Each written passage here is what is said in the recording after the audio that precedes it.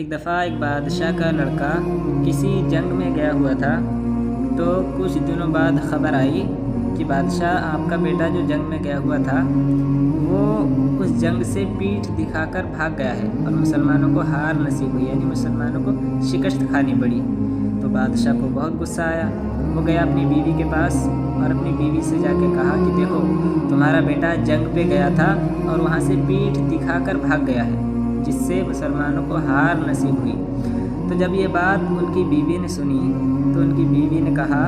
کہ اگر یہ خبر آتی کہ میرا بیٹا جنگ پہ گیا اور اس کے سارے زخم سینے پر آئے اور وہ شہید ہو گیا تب تو میں یہ بات مان لیتی، لیکن یہ خبر آئی ہے کہ وہ پیٹھ دکھا کر بھاگ گیا ہے،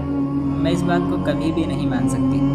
تو بادشاہ بڑا حیران ہوا کہ اس نے یہ بات مانی کیوں نہیں۔ تو اتنا کہہ کے وہ عورت وہاں سے چلی گئی۔ کچھ دنوں کے بعد پھر سے خبر آئی کہ بادشاہ جو پہلی خبر آئی تھی اصل میں وہ خبر جھوٹی تھی۔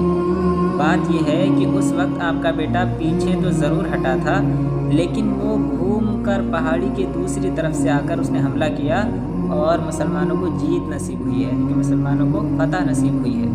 تو جب یہ بات بادشاہ نے سنی تو بڑا حیران ہوا کہ میری بیوی نے تو پہلے سے یہ بات نہیں مانی تھی کہ وہ پیٹھ دکھا کر بھاگ سکتا ہے۔ تو وہ واپس سے اپنی بیوی کے پاس آیا اور اس سے جا کے سب بات بتائی۔ تو پھر یہ پوچھا کہ یہ بتاؤ تم نے پہلے وہ بات مانی کیوں نہیں تھی، حالانکہ بات تو ماننے والی تھی لیکن تم نے مانی کیوں نہیں۔ تب ان کی بیوی نے کہا کہ میں نے وہ بات اس لیے نہیں مانی تھی کیونکہ جب مجھے یہ خبر ملی تھی، جب مجھے یہ پتہ چلا تھا کہ بچے کی ولادت ہونے والی ہے، تب میں نے سب سے پہلے اللہ رب العزت کی بارگاہ میں 2 رکعت شکرانے کی نفل ادا کیے تھے، اور اس کے بعد جب بچے کی ولادت ہو گئی تو اس کو میں جب بھی دودھ پلایا کرتی تھی تو باوضو ہو کر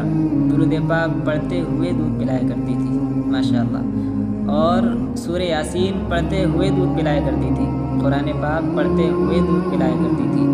اور جب بچہ تھوڑا بڑا ہو گیا، روٹی کھانے لگا، تب اور لوگوں کے لیے جو کھانا بنتا تھا وہ اور لوگ بناتے تھے، لیکن اس کے لیے جو بھی کھانا بنتا تھا وہ میں خود بناتی تھی، باوضو ہو کر آیت کریمہ پڑھتے ہوئے، درود پاک پڑھتے ہوئے میں اس بچے کے لیے کھانا بنایا کرتی تھی۔ تو جس بچے کو میں نے اتنی نیک پرورش دی ہو، اتنی نیک پرورش دینے کے بعد ایسا کیسے ہو سکتا ہے کہ بچہ قائر پیدا ہو، بچہ ڈرپوک پیدا ہو اور جنگ میں جائے اور وہاں سے پیٹھ دکھا کر بھاگ جائے؟ اس لیے میں نے آپ کی وہ بات نہیں مانی تھی۔ اور آج کل دیکھیے کتنی مائیں ایسی ہیں جو اپنے بچوں کو اس طرح سے پالتی ہیں، بلکہ آج کل تو اکثر یہ دیکھا جاتا ہے کہ بچے کو ماں دودھ پلا رہی ہے اور ساتھ میں گانا گنگنا رہی ہے، یا پھر بچہ تھوڑا سا سمجھدار ہوا نہیں، اس کے ہاتھ میں موبائل پکڑا دیا۔ بچہ اگر رویا چپ نہیں رہا ہے تو پھر اس کے ہاتھ میں موبائل پکڑا دیا تاکہ ہم